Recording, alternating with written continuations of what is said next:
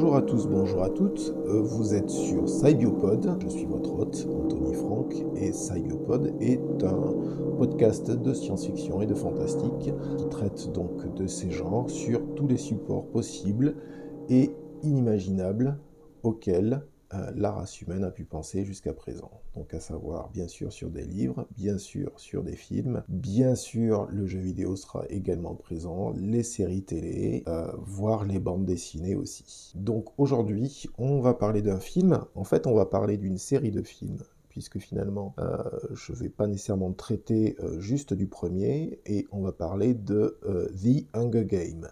Alors ce qui est assez marrant d'ailleurs, c'est que le titre The Hunger Games est sorti sous ce titre-là en France. Il n'est pas sorti sous le titre Les Jeux de la faim, puisque Hunger c'est la faim donc en français. Et je trouve que c'est finalement très intéressant que le titre soit resté intact, comme s'il y avait une espèce de distanciation française concernant ce sujet-là, et comme si on était juste dans le registre de la fiction. Alors, ce qui est assez rigolo, c'est que ce film est sorti en 2013. Si ma mémoire est bonne, en 2012, pardon, en 2012. Et ce qui est assez poignant d'une certaine manière, c'est que donc nous sommes en 2024, donc l'inflation s'est un petit peu calmée, mais après 2021, donc 2022, 2023 et 2024, on est juste au début. On va dire que les prix à la consommation, pas juste en France, mais dans le monde entier, n'ont pas fait semblant d'augmenter, donc ça ne manque pas de sel finalement de traiter de ce film-là une dizaine d'années après. Comme pour tous les sujets de ce podcast, comme vous le savez bien, je vais parler essentiellement de choses qui m'ont intéressé et qui m'ont plu. Donc The Hunger Games m'a beaucoup plu pour des tas de raisons qui n'ont rien à voir avec sa popularité. Parce qu'il y a un phénomène qui est quand même assez bizarre. Vous avez des films qui sont populaires, mais j'ai l'impression que parfois, les gens ne saisissent pas nécessairement la profondeur qu'il peut y avoir dans certains films, et notamment avec les sujets qui sont traités dans le film en question.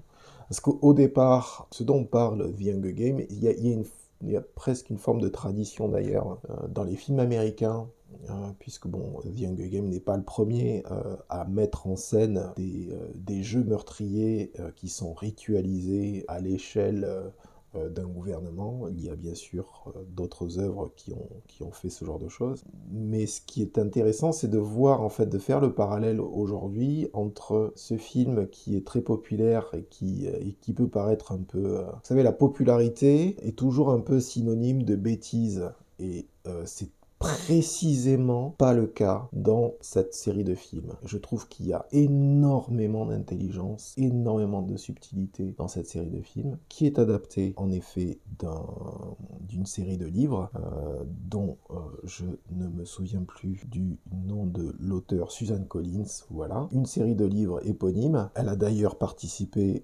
l'auteur en question a participé à l'écriture du scénario, en tout cas au moins du premier film. Pour les autres, je ne pourrais pas vous le dire, j'ai pas vérifié là jusqu'à présent. Toujours est-il que les prémices de ces films sont très intéressants. On est dans un pays qui est partagé en districts, et vous avez le premier de tous ces districts, qui est la capitale, et qui s'appelle Paname. Paname, quand on est français et qu'on entend dire Paname, Paname c'est un peu le diminutif de Paris. Alors maintenant c'est soit Paris, soit c'est Panama. Et Panama c'est en Amérique du Sud. Donc c'est l'un ou l'autre. Je laisse à chacun le choix, bien entendu, de l'endroit où se trouve cette capitale. Mais néanmoins, donc il y a ces districts qui ont fait la guerre à la capitale, et c'est à la fin de cette guerre qu'un rituel sanglant a été mis en place, où tous les districts doivent sélectionner au hasard deux jeunes, deux jeunes, donc de sexe masculin et de sexe féminin, pour les représenter dans un jeu meurtrier qui se fait dans une arène très particulière où la technologie est omniprésente, et donc d'où le nom The Hunger Games, puisque la faim a touché tous les districts, la capitale y compris, puisque les ressources... Il y a un côté très centralisé d'ailleurs au niveau politique. On est dans un système où vous avez une hiérarchie centrale qui se trouve donc à Paname, et vous avez les districts qui servent la capitale en question. C'est marrant comme ça fait moi personnellement, ça me fait beaucoup penser pas à la France où on est dans un système très clairement où le centralisme sont des choses qui sont encore présentes, même si il est vrai que les différents départements et régions en France ont beaucoup plus d'autonomie qu'il n'y paraît. Pas non plus exagéré. Mais en tout cas, pour des grandes décisions qui concernent tout le monde, bien sûr, les décisions sont prises de manière centrale. Paname a l'air d'être beaucoup plus, dans le cadre de cette fiction, Paname a l'air d'être un système dictatorial, beaucoup plus dictatorial qu'il n'y paraît. D'ailleurs, cet aspect dictatorial est justifié, enfin, n'est pas justifié, mais se caractérise par le fait de mettre en place ces jeux de la faim, The Hunger Games, donc où des jeunes sont sacrifiés pour le plaisir télévisuel, enfin le plaisir et le déplaisir télévisuel de tous. Donc ça, c'était important de rappeler ces premiers éléments, sachant que, en effet, il y a quelque chose de très très particulier dans ce film. C'est-à-dire que c'est un film qui n'hésite pas finalement à mettre les pieds dans le plat et qui parle clairement, pleinement, de rébellion d'une majorité de gens contre un gouvernement central. Et pour des raisons qui sont des raisons d'exploitation trop importantes, donc le fait que la population ne s'y retrouve pas, le fait que les gens ne mangent pas à leur faim, etc., donc ne peuvent pas nourrir leurs enfants correctement, et n'ont finalement pas beaucoup accès à un certain nombre de frivolités auxquelles la capitale peut tout simplement avoir accès assez facilement, puisqu'elle récupère le fruit du travail de l'ensemble des districts, ou en tout cas une bonne partie. C'est un film qui parle, en tout cas dès le premier, c'est un film qui parle de rébellion. Et c'est un film qui a été en même temps très très populaire. Et je pense pas, enfin je pense pas, je pense que la jeune actrice qui joue Katniss Everdeen a fait beaucoup pour ce film, parce qu'elle caractérise le personnage d'une très très bonne manière, donc elle joue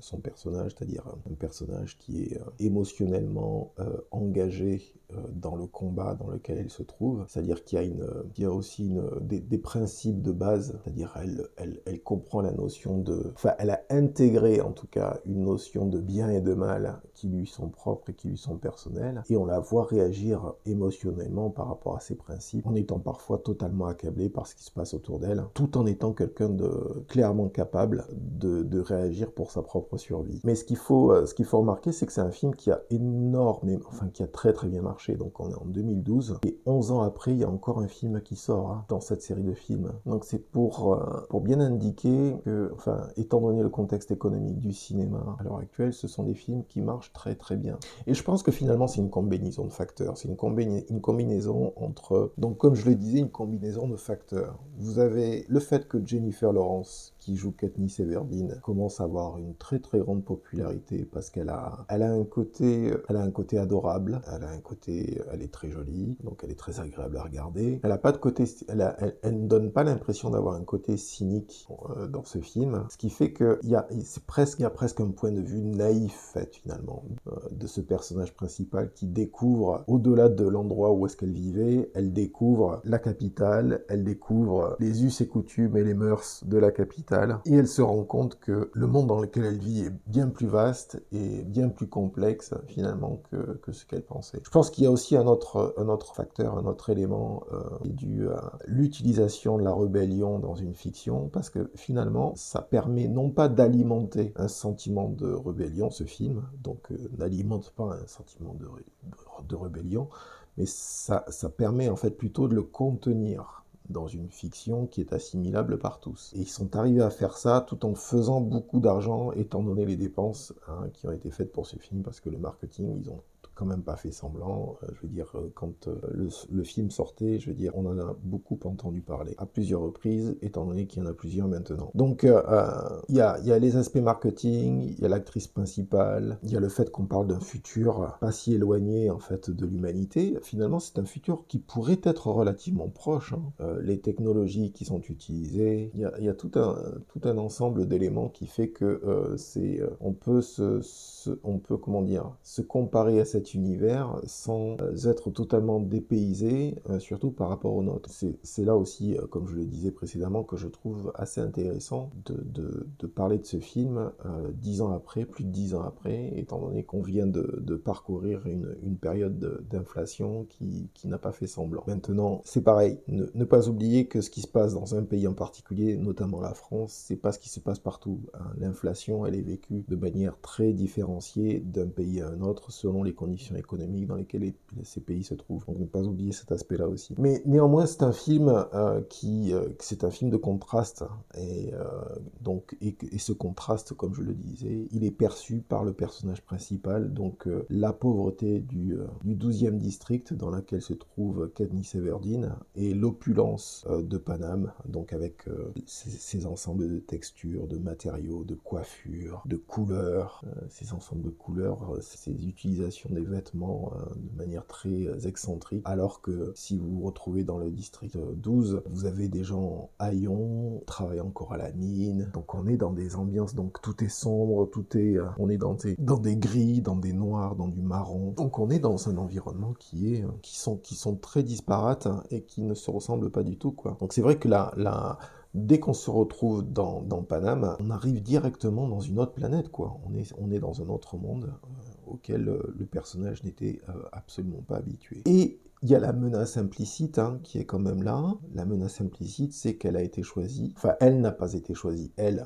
C'est sa sœur qui a été choisie. Mais bien sûr, comme sa sœur a une dizaine d'années, au moins d'une dizaine d'années, elle a décidé de prendre sa place, puisqu'elle est plus à même de se battre dans ce type d'arène que sa petite sœur. Et pour revenir sur Paname, il y a une espèce de feeling qui m'est resté en regardant le film et en le revoyant d'ailleurs. Une espèce de...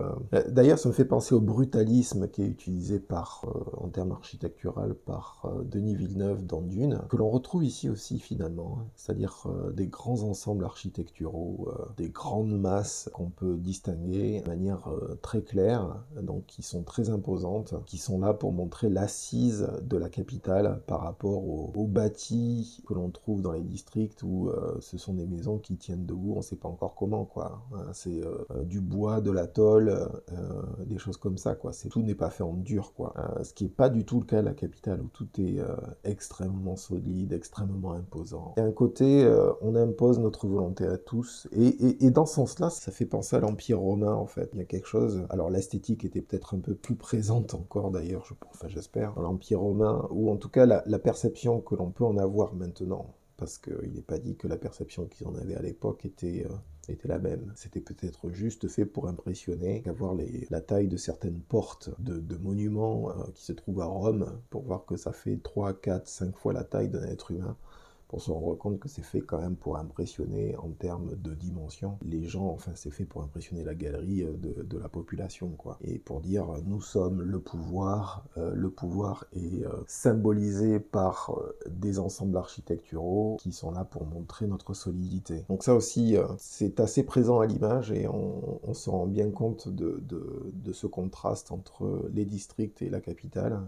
qui sont encore plus marqués. Néanmoins, la menace sous-jacente dont je parlais précédemment, elle consiste à la préparation de ces combats de gladiateurs modernes qui sont les Hunger Games, puisque tous ces jeunes qui viennent de ces districts vont être tous sacrifiés. Le principe est très simple, sans nécessairement, je pense pas qu'il y ait besoin de rappeler, mais ils sont tous convoqués, ils vont tous être transportés à un endroit particulier et il ne peut y avoir qu'un seul survivant. Voilà, c'est la règle de base. C'est le principe de base. Donc sorti de ça, c'est difficile de percevoir ces jeux comme quelque chose de juste finalement. C'est un espèce de tribut sacrificiel. Je parle beaucoup de ritualiser, mais c'est ça, c'est un tribut sacrificiel. Donc comme dit un sacrifice, ça veut dire rendre sacré. Qui dit sacré peut dire aussi sacrilège quelque part, parce qu'il y a peut-être une perversion du sacré par le fait qu'un gouvernement utilise cette méthode pour sacrifier des jeunes de manière symbolique. Pas oublier cet aspect-là aussi. D'autant plus que ce sacrifice, il est théâtralisé, c'est-à-dire que tout le monde a accès à ce qui va se passer. C'est-à-dire chaque district peut regarder les combats en question. Chaque maison dans chaque district a un écran de télévision où ils peuvent regarder les jeux en question. C'est assez horrible de penser que une des premières choses que l'on voit à la télévision, c'est de voir des gens se faire massacrer, quoi. Faire massacrer en direct pour essayer de maintenir le système en question. Parce que comme je le disais, le côté dictatorial, il vient de là, c'est-à-dire que c'est le fait d'organiser ces jeux, en plus de tout le reste, qui prouve l'aspect brutal et dictatorial de ce gouvernement central. Les deux premiers films sont Dans l'exploitation justement de ce phénomène que sont les Hunger Games, à savoir donc des jeunes, une dizaine de jeunes qui se trouvent sur un terrain et qui s'entretuent les uns les autres. Donc on a effectivement dans le premier film l'explication de ce phénomène et de ce rituel annuel qui explique comment cette société continue à se perpétuer. Mais nous avons également une évolution finalement qui prend forme ailleurs que dans le jeu, c'est-à-dire dans les districts, il y a des phénomènes de révolte qui commencent à se mettre en place. Et c'est ça aussi qui finit par avoir un impact, c'est-à-dire que le jeu et la manière dont le jeu s'est déroulé, ces jeux mortels se sont déroulés, a fini par avoir un impact sur comment les gens dans les districts finissent par les percevoir. C'est d'autant plus important, c'est que l'instance centrale, gouvernement, enfin le dictateur en place, dont je n'ai pas le nom immédiatement là, le président Snow se rend compte finalement de l'impact que peut avoir ces jeux sur le public et la manière dont ces jeux ont pu se dérouler. Donc le début d'une rébellion est en cours. Et effectivement, dans le deuxième film de cette série de films, puisque finalement c'est ce que c'est une série de films qui reprend la série des livres qui a été développée précédemment.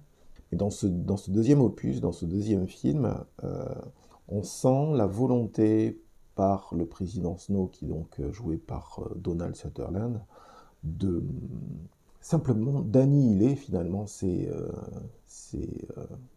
les victorieux, quoi, les victors, comme ils disent dans la version anglaise, parce qu'ils représentent des symboles. Ce sont des symboles d'une victoire sur l'adversité. Et le problème, c'est que trop de capacité à être victorieux est quelque chose de très néfaste pour un gouvernement de ce type, un gouvernement dictatorial. Il ne faut surtout pas que la population dans son ensemble, dans sa majorité, mais dans ses minorités aussi, quelles qu'elles soient finalement, commence à se dire qu'il y a de l'espoir et qu'ils peuvent sortir des situations dans lesquelles ils se trouvent.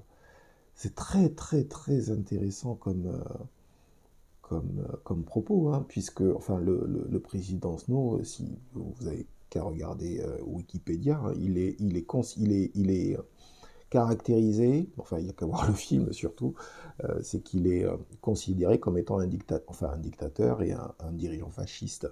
Et nous sommes à une époque, je veux dire, c'est toujours extrêmement délicat de faire des comparaisons, en effet, entre ce qui se passe dans un film et ce qui se passe dans le réel. Mais la tentation des aspects dictatoriaux, de la tentation de l'homme fort, prétendument, hein, bien sûr, la tentation du régime euh, puissant et qui ne se laissera pas faire par qui que ce soit et qui sera extraordinairement rigide dans ses décisions. Enfin, tout ce côté, je lève un peu le menton à la Mussolini et j'essaye de... Alors, faut être clair aussi, hein. Je veux dire que le président Snow est beaucoup plus subtil dans sa manière largement plus subtil que les hochements de menton que l'on a pu voir dans le réel. Là, pour le coup, je pense que le côté artistique et vicieux et cruel du personnage, c'est pas juste. En fait, il donne à montrer ce qu'est intérieurement quelqu'un de euh, pas de profondément méchant, mais de profondément affecté par l'autorité qu'il doit maintenir et par ces aspects, comment dire, absolument intransigeants et impitoyables vis-à-vis de lui-même, mais vis-à-vis de son entourage et vis-à-vis de ses joueurs de ce rituel, les jeux de la faim, qui sont essentiellement là pour être sacrifiés et pour mourir. S'il n'y en a qu'un, c'est pour qu'il y ait juste un petit peu d'espoir vis-à-vis des districts. Mais dès que les règles sont changées de manière incidente, ça change toute la dynamique entre le jeu et entre les populations qui regardent le jeu en question. C'est très...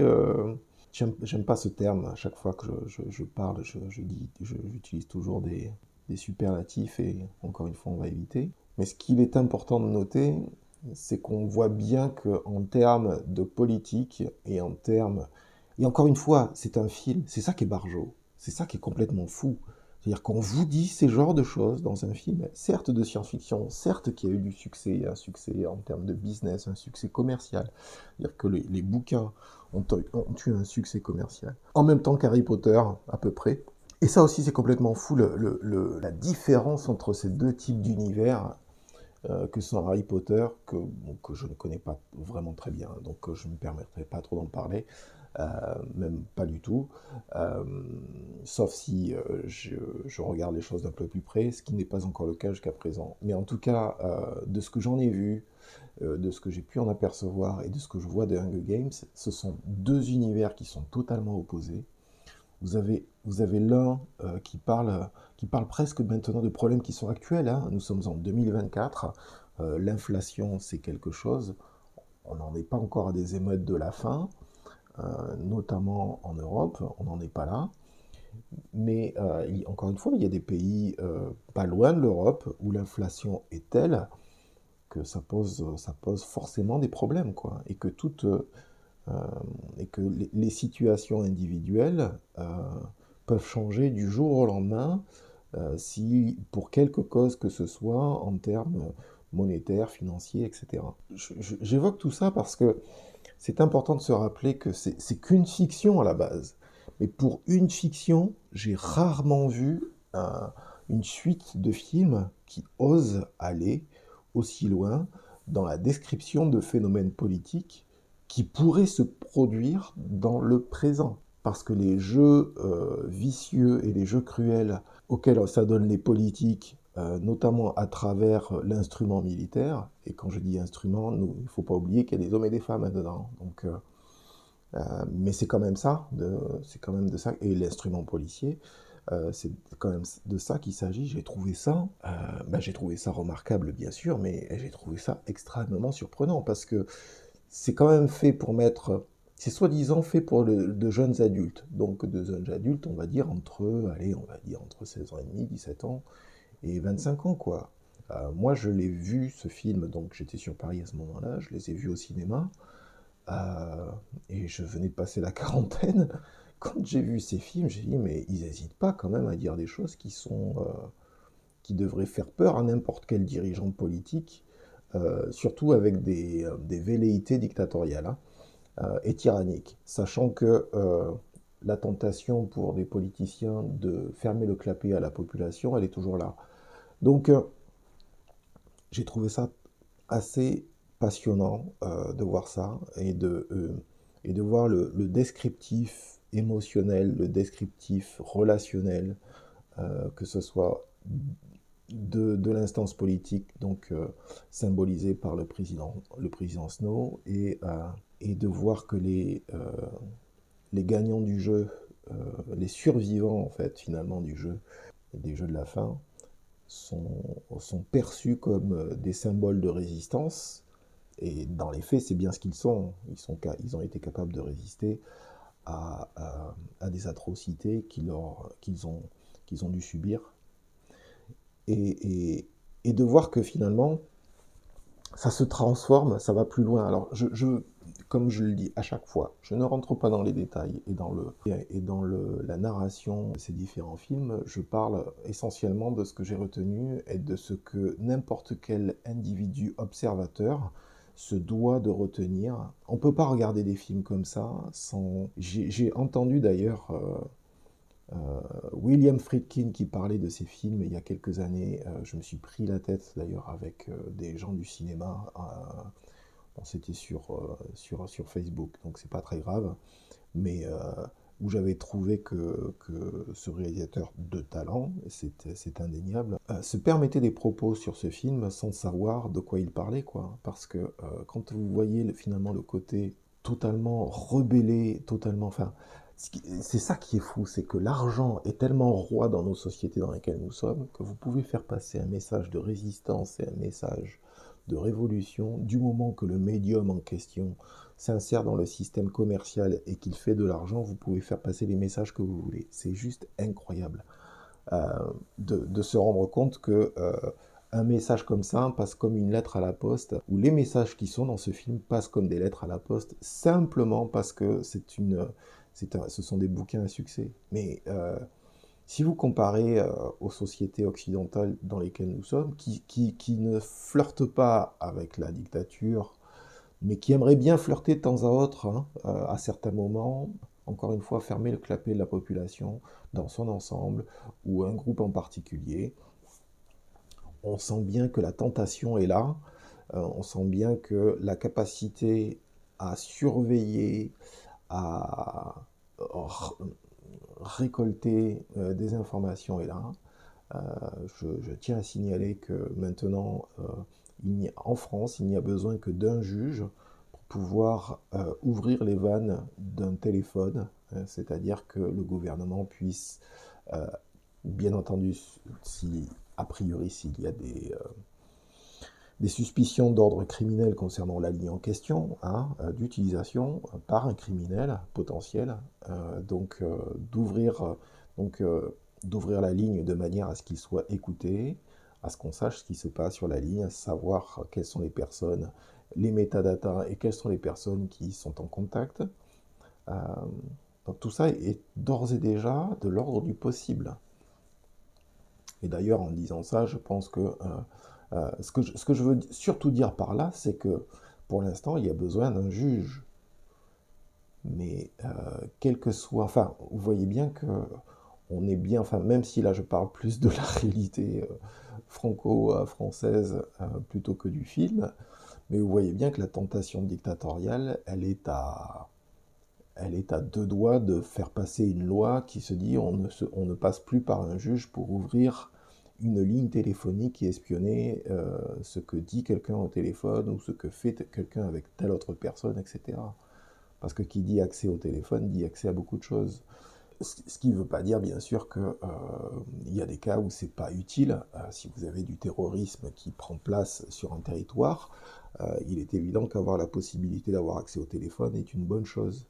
Mais la notion de terrorisme, ne jamais oublier que la notion de terrorisme, elle dépend de celui qui la définit. Hein. C'est-à-dire que si vous imposez un ordre absolument invivable à l'ensemble d'une population, la population, elle a aussi le droit de se rebeller. Il ne faut pas l'oublier, ça. Hein.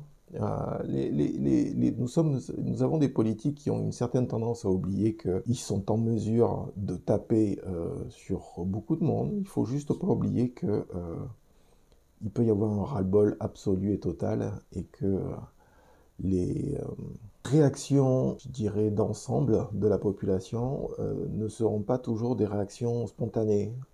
Il se peut un jour qu'il y ait des réactions qui soient extrêmement réfléchies, bien à l'avance, avec des gens qui sont parfaitement conscients qu'on peut les espionner via les téléphones qui sont mis à notre disposition à l'heure actuelle. Donc toujours comprendre que la démocratie, c'est quelque chose pour lequel il faut aussi se battre. Hein. C'est-à-dire que quand on parle... c'est pareil aussi, hein, bien comprendre que dans les discours ambiants politiques, on parle très souvent de république. Hein. La chose publique, res publica. On parle beaucoup de république, c'est-à-dire dans le sens où il y a des règles, et que les règles doivent être... on doit obéir aux règles. Mais attention, hein, la démocratie, c'est autre chose. La démocratie, c'est aussi le fait qu'un certain nombre d'individus, c'est-à-dire que même l'ensemble des individus, en tout cas majeurs, puissent participer au processus de décision en élisant un certain nombre de représentants qui vont représenter leurs intérêts. Ne pas oublier ça. Et ça, c'est dans le système de démocratie représentative. Mais le système de démocratie représentative, il a aussi ses limites. Hein. Ne pas oublier que les représentants peuvent être comment dire, cooptés par d'autres intérêts, hein, les intérêts d'autres politiques, puisqu'après, quand on devient politique, il y a des intérêts de classe qui se mettent en place. Donc, encore une fois, c'est là où je trouve que ce film est extrêmement incisif sur ces aspects-là, c'est qu'on se rend bien compte qu'il y a des enjeux, au-delà de la tyrannie qui est mise en place, Je veux dire, toute société peut fonctionner comme une cocotte minute si on n'y prête pas garde, plutôt que comme un jardin paisible. Euh, et qu'est-ce qu'il faut préférer? Je veux dire, le rapport de force permanent avec toujours une petite partie de la population qui se permet, parce qu'elle a été élue, ou parce qu'elle est dans un gouvernement, et donc ces personnes ont été nommées pour mettre en place un certain nombre de règles. Faut quand même faire. Et ce qui est aussi assez rigolo, c'est que ces gens qui sont à la tête, et comme le dictateur, le président Snow, savent pertinemment que leur position est éminemment fragile. Ils le savent par définition, c'est-à-dire le moindre P de travers, la moindre chose qui ne va pas, et qui ne va pas du tout, même s'ils sont en mesure de prévoir et d'anticiper, parce que c'est ce qu'ils font. Il faut savoir que c'est ce qu'ils font aussi à l'heure actuelle, hein. Il y a des exemples très précis, mais on ne va pas rentrer dans les détails. Euh, Même en étant en mesure et en capacité d'anticiper, ils ne peuvent pas tout prévoir. Je veux dire, si vous vous intéressez, si vous lisez la presse, si vous faites en sorte de vous renseigner sur les affaires, sur certaines affaires criminelles, sur qu'est-ce qui se passe, sur qu'est-ce que... Vous voyez bien qu'il y a des efforts qui sont mis à certains endroits ou sur certaines affaires, plus que d'autres, parce que les risques, non pas d'embrasement, mais les risques de diffusion de certaines technologies, de certaines techniques, de manières de fonctionner, risquent bien sûr de se propager dans l'ensemble de la population, et là c'est fini. C'est aussi ça le problème des démocraties dans lesquelles nous sommes, c'est-à-dire que c'est un système représentatif. Le président, au final, le président de la République et les présidents d'autres nations sont élus avec différents types de suffrages, etc. Mais il y a un processus représentatif pyramidal qui finit plus ou moins par une personne, avec une séparation relativement souple ou rigide des pouvoirs, donc de représentation des différents types de pouvoirs, donc législatif, judiciaire, exécutif. Néanmoins, on sent dans nos sociétés à l'heure actuelle, et je pense, si on devait parler de l'Europe dans son ensemble, qui nous a permis en tout cas jusqu'à présent d'éviter la guerre, sauf pendant la période de 90, des années 90 avec ce qui s'est passé en Yougoslavie, mais euh, on peut quand même se rendre compte que l'Europe, même s'il y a un côté très dirigiste, on peut lui reprocher tout à l'Europe, hein, c'est toujours très simple, mais on a quand même eu la paix, à quelques exceptions près, jusqu'à présent. Bon, il s'avère qu'à présent, nous avons bien sûr des conflits, le conflit en Ukraine, et donc un conflit avec la Russie, et avec une Europe qui, pour l'essentiel, ne voit pas d'un très bon œil ce que fait la Russie, ce qui est parfaitement légitime et normal. Mais jusqu'à présent, le dirigisme qui a existé nous a permis d'avancer vers une paix relative sur le continent dans lequel nous étions jusqu'à présent. Donc, est-ce que l'on doit sacrifier les processus démocratiques au fait qu'il y a un conflit avec la Russie et donc finalement commencer à ressembler à son ennemi? Attention à ça aussi. Donc voilà, je ferme la parenthèse sur ces apartés-là, mais tout ça pour revenir en effet encore une fois à cette série de films, où là pour le coup la frontière est relativement claire et précise entre une dictature qui a mis en place un jeu sacrificiel, mais qui finalement est un jeu qui, d'une certaine manière, remplace la guerre, et sachant que la guerre, elle est extrêmement dispendieuse en termes de vie humaine, hein.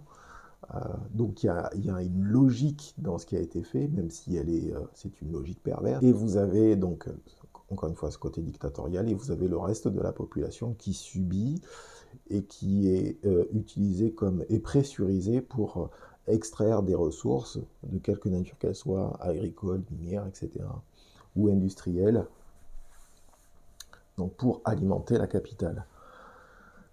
Donc c'était pas Paname d'ailleurs, je m'en excuse, effectivement au tout début du podcast je dis Paname, mais en fait c'est Panem. plutôt que Paname.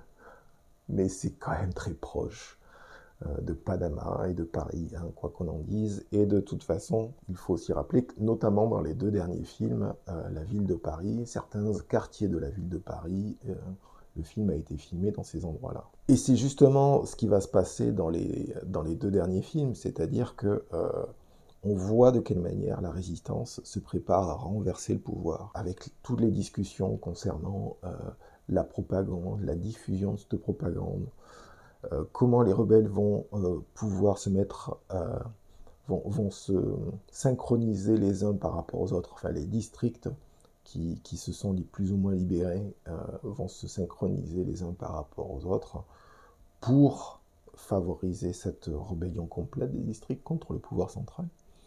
Parce que c'est vrai que par nature, un pouvoir, j'ai toujours eu, même surtout à l'heure actuelle, j'ai encore plus du mal à l'ère d'Internet, j'ai beaucoup de mal à comprendre le centralisme politique et économique. C'est quelque chose qui n'a pas de sens, d'une certaine manière, d'être dans un certain type de centralisme. Parce que plus on va vers du centralisme, plus on va finalement vers moins de démocratie. C'est-à-dire, et c'est ça le problème, et c'est évident, plus on concentre les pouvoirs vers des systèmes autocratiques, c'est-à-dire qui ne rendent des comptes à peu ou pas de personnes et qui disent ça va être comme ça et ça va pas être autrement. Et moi, on se trouve finalement dans des systèmes où la démocratie, où le fait d'avoir une discussion sur un certain nombre de décisions, de peser le pour, le contre, de savoir comment, de quelle manière, donc d'avoir des discussions intelligentes qui permettent de relever, de soulever le couvercle d'un certain nombre de lois qui sont écrites et de se poser la question de quels vont être les effets et les conséquences des lois en question si elles sont votées. C'est au cœur du principe démocratique et que ce soit au niveau national, en tout cas en France, et au niveau de l'Europe, ce sont des choses qui sont en train de se perdre pour différentes raisons, pour des raisons d'efficacité par rapport au conflit avec l'Ukraine et par rapport à la réactivité finalement de la Commission européenne sur ces problématiques-là. Alors peut-être que j'ai tort et peut-être que j'exagère un peu trop, mais mine de rien, on sent bien qu'il y a une volonté d'avancer, il y a une volonté de faire et que les règles et les principes démocratiques passent après la survie immédiate des institutions finalement.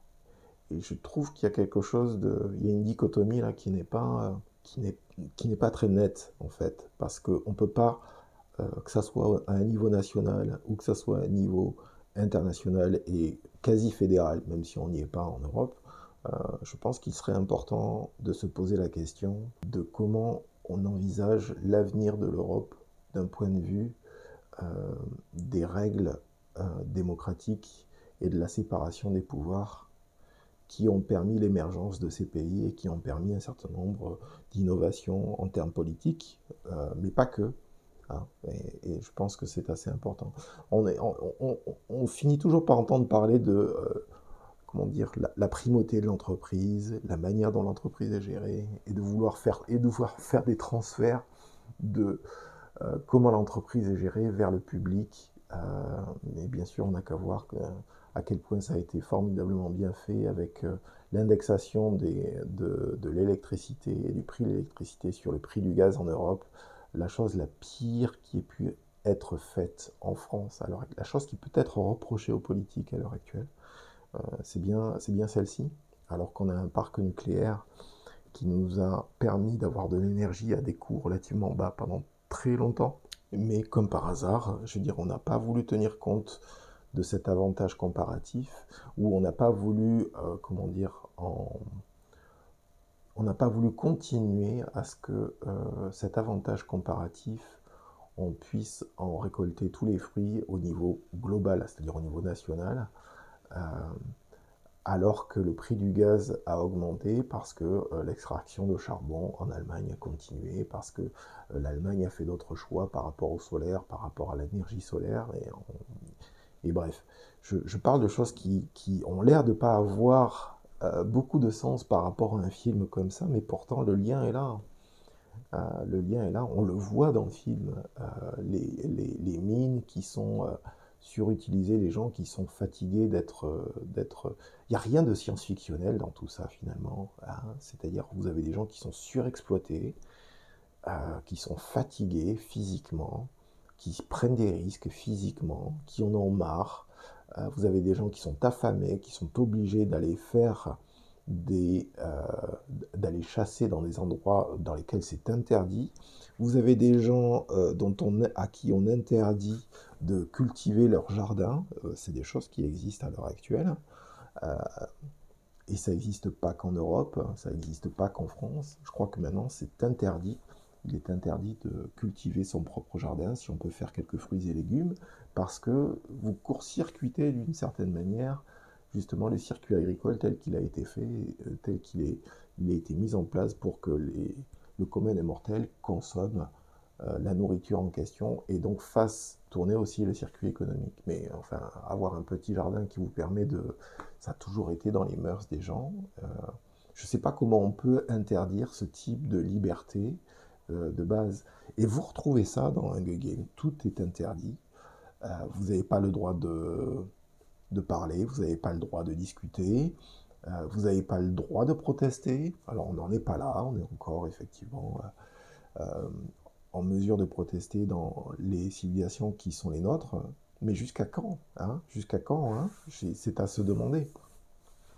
Et c'est ça qui vaut la peine, je dirais, pour quand on voit un personnage comme celui de Katniss Everdeen, hein, avec cette espèce d'aura victorieuse, avec son empathie toute personnelle, sa spontanéité, qui vont être utilisées, qui vont être enregistrées pour faire de la propagande, pour qu'elle soit l'image symbolique de cette propagande de la résistance qui a besoin en fait d'une effigie connue de tous, donc qui a d'ores et déjà un pédigré, connu de tous, auprès de Panem et de ses districts, où la population, ou la majeure partie de la population, euh, peut avoir accès à ce qu'elle dit. Et c'est important parce que c'est quelqu'un qui n'a pas, et Jennifer Lawrence le fait très bien passer, c'est quelqu'un qui n'a pas juste une communication verbale, c'est quelqu'un qui a une communication émotionnelle à l'écran qui est assez importante, hein, ça se voit, ça se ressent. Et dans ce sens-là, c'est très bien joué, bien sûr, hein.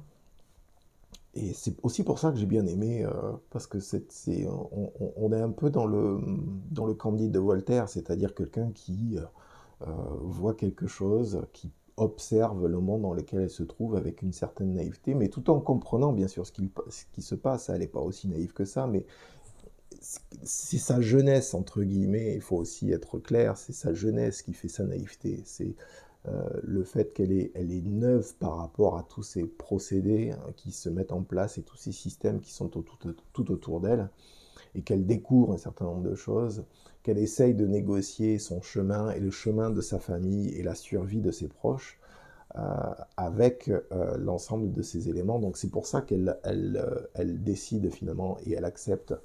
C'est pas raconter énormément de choses que de dire ça. Elle accepte de faire de la propagande parce que ça lui permet d'avoir un levier de négociation avec d'autres personnes qui sont à des postes importants, quoi. Et on peut la comprendre, n'importe quelle autre personne à sa place ferait la même chose. Donc, cela fonctionne assez bien, il faut le dire. Je crois que je n'avais jamais vu un film qui parle de une fiction et de la science-fiction qui parle de propagande de manière aussi efficace et aussi pointue. C'est-à-dire qu'il y a quelque chose de l'ordre de la précision, de l'ordre de on a besoin de cette personne-là parce qu'on veut faire passer tel message. Donc il y a un plan marketing précis de, de ce type de propagande pour faire passer le message au plus grand nombre. Alors, il faut avouer que c'est de l'ordre du génie, quoi. Quand ils arrivent à trouver la formulation ou le type de message et la manière de communiquer qui vont finalement emporter la plupart des gens, ça permet de voir en fait ces films sous un autre œil. Parce qu'au départ, l'explication d'un jeu. Bon, il y a eu des films précédemment, hein, au moins depuis les années 70, qui parlent de ce genre de choses. Il y a toute une liste de livres. Je vais en faire d'ailleurs, je pense, un podcast en particulier, parce que j'ai été très marqué par ces éléments-là en étant plus jeune, hein, que je pense il est en tout cas de mon devoir à titre, ne serait-ce qu'à titre personnel, pour me rappeler de quelle manière j'ai perçu ces choses-là quand j'ai pu les voir. Alors, l'autre aspect que j'ai retenu vis-à-vis de cette méthodologie pour mettre en place un plan marketing d'un point de vue militaire, hein, parce qu'en fait c'est de ça donc qu'il s'agit, donc finalement une propagande politique, mais avec des ramifications d'ordre militaire, c'est-à-dire des conséquences précises. Et c'est là justement dont on se rend compte à quel point la propagande, c'est-à-dire la communication qui est faite auprès d'autres esprits, est une arme. S'il y a bien, je crois que c'est pareil, c'est un des seuls films, j'en ai vu d'autres, hein, et des films qui datent des années 50, je pense, notamment avec un film sur l'Amérique du Sud, avec, euh, de mémoire, avec Yves Montand, un film de Costa Gavras, Z, je crois que c'était le titre du film, où on voit bien le problème de la dictature, le problème de la communication, et comment c'est hélas résorbé par les dictatures en question. Mais là, on est du point de vue d'une résistance qui met en place une communication, qui met en place une propagande, et on essaie de nous montrer de quelle manière et à quel point on peut être efficace pour mettre en place cette communication. Et je trouve que c'est absolument, enfin, bien sûr, plein de superlatifs me viennent à l'esprit, mais je vais encore une fois éviter ce que je trouve en tout cas très, très, très, très puissant, très fort. C'est que c'est une démonstration par les actes, et c'est marrant parce que c'est fait à travers un film. Donc, enfin, c'est marrant. C'est en tout cas encore plus frappant parce que c'est fait à travers un film. On nous montre de quelle manière la propagande peut influencer des populations entières et peut changer l'esprit de populations entières. Et normalement, en tant que population, on est confronté à des formes de communication, que ce soit des communications publicitaires, commerciales, etc., pour essayer d'influencer notre perception de tel ou tel produit. En tout cas, sur ces 30-40 dernières années, ça a été plus ou moins ça. Mais effectivement, je ne peux pas m'empêcher maintenant, nous sommes en 2024, et donc depuis 2022, il y a une guerre entre l'Ukraine et la Russie, enfin depuis 2014, et pour ceux qui s'intéressent à l'histoire, ça fait 300 ans que ça dure. C'est pas quelque chose de récent, les problèmes culturels entre l'Ukraine et la Russie, en termes culturels et en termes langagiers. Donc tout ça pour remettre les choses dans leur contexte. Mais néanmoins, ça fait 10 ans qu'ils sont en guerre. Et effectivement, il y a eu une accélération du fait de l'invasion russe en 2022. Et on se rend compte de l'importance de la propagande et de l'importance de la justification qui sont données de part et d'autre.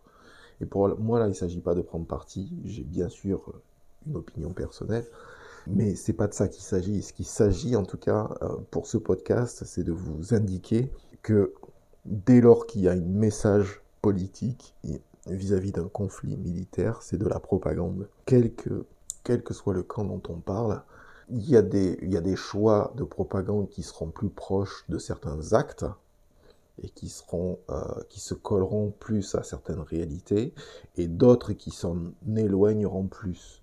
Donc c'est peut-être ça qui peut être important d'être en mesure de déterminer avec le temps. C'est peut-être ça qu'il est important de comprendre d'une manière, je dirais, un peu plus précise et un peu plus pointue, mais surtout dans le sens où, en tant que simple citoyen, on est en mesure de comprendre ces aspects. C'est ça qui est important. Et je trouve que ce film est très très bon pour ça. C'est-à-dire, ça nous permet de décortiquer des choses du réel. Si on a un tant soit peu d'esprit d'analyse, ça nous permet de comprendre que il n'y a pas de communication neutre. N'importe quel individu peut le savoir, mais c'est une connaissance abstraite. Et là, ce qui est très fort, c'est qu'on le voit de manière pratico-pratique dans un film. Et sachant qu'un film est aussi une forme de propagande. C'est ça aussi qui est intéressant. C'est de voir que rien n'est neutre. Tout est dirigé quelque part vers une forme de communication et de message. Donc c'est ça qui fait la valeur de l'ensemble de cette série de films. Et je tenais à signaler aussi quelque chose qui m'a profondément glacé. Euh, Parce que finalement, on en arrive, c'est le film, enfin, quand on arrive au quatrième film, donc c'est pas Catching Fire, c'est The Mockingjay Part, donc deuxième partie, le quatrième film. On se rend compte jusqu'où peut aller la communication, c'est-à-dire que et la propagande, c'est-à-dire que des actions sont menées de part et d'autre, des actions meurtrières, des actions qui ne font qui sont effectuées sans aucune pitié, qui ne font pas quartier, en effet, et qui n'hésitent pas à sacrifier beaucoup de gens, si nécessaire. On se rend compte, encore une fois, alors remettre ça dans le contexte de la réalité, mais on se rend compte que ça va même plus loin. C'est-à-dire que la communication peut aller tellement loin une partie qui communique, une des deux parties en conflit qui communique, va communiquer des choses de manière à faire croire que c'est l'ennemi qui effectue certaines actions, alors que c'est lui-même, que c'est la partie en question qui fait l'action.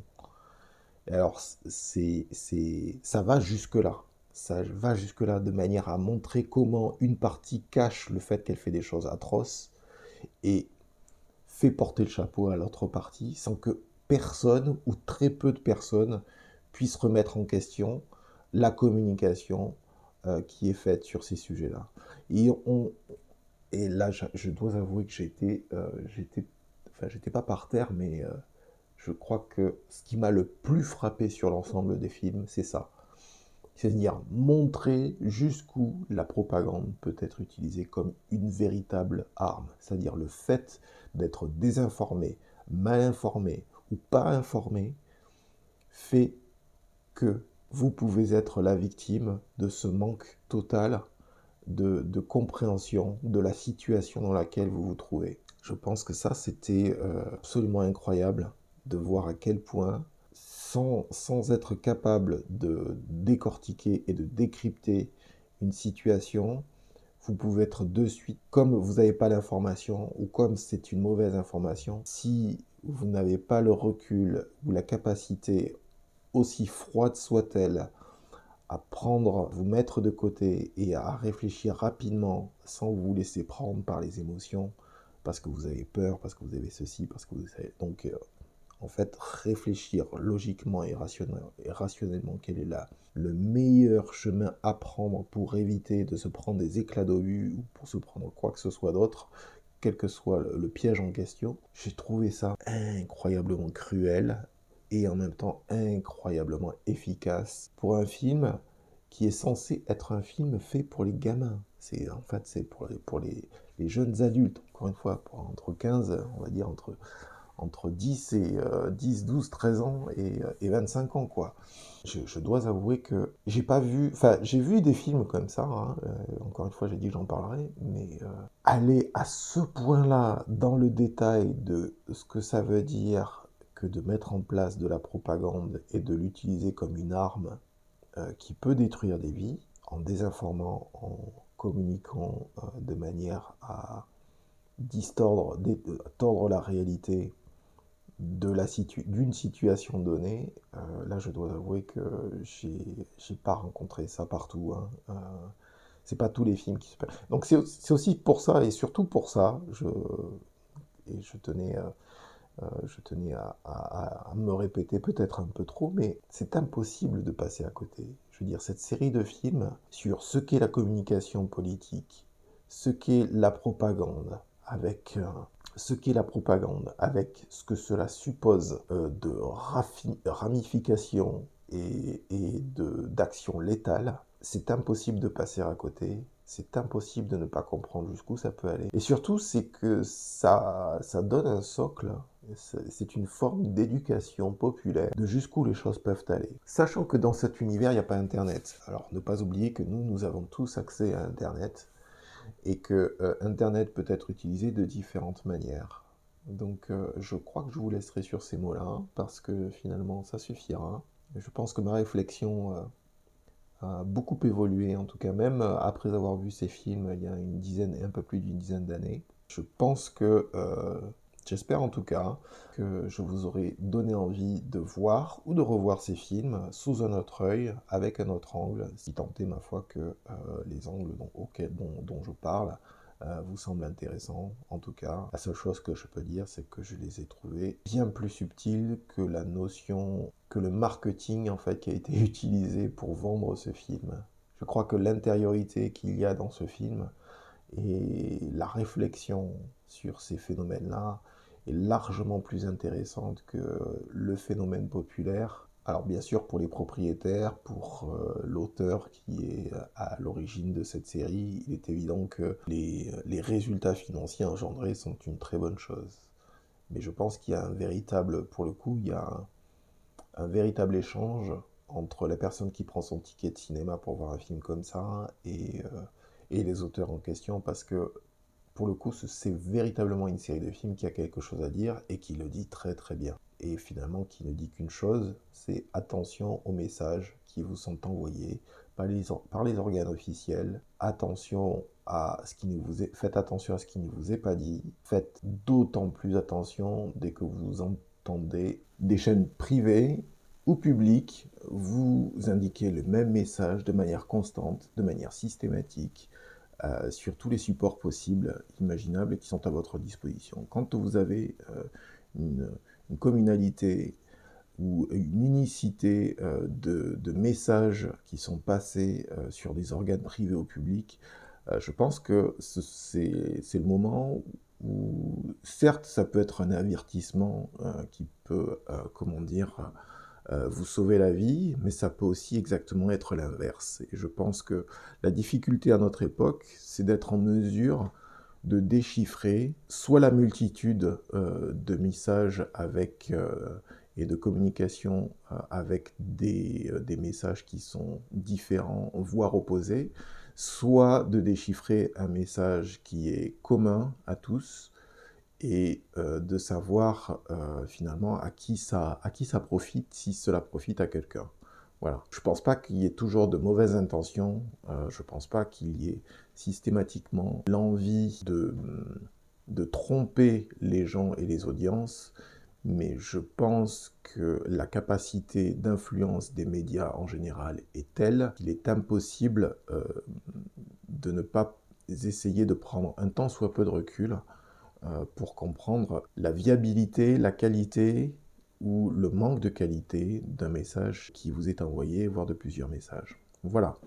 Donc j'espère que ce podcast aura su vous intéresser, notamment sur cette série de films. Si vous ne les avez pas vus, je vous engage très fortement à les regarder pour la simple et bonne raison, en effet, que vous avez une forme de décortiquage de ce qu'est la communication politique, voire militaire, et qu'avec des exemples très concrets, très précis, cela vous donne un aperçu finalement de ce à quoi on peut être sujet vis-à-vis des organismes qui proposent les messages en question. Et donc il faut savoir faire très très attention parce que l'information a finalement bien plus d'importance dans la perception qu'on peut avoir d'une situation que cela n'y paraît.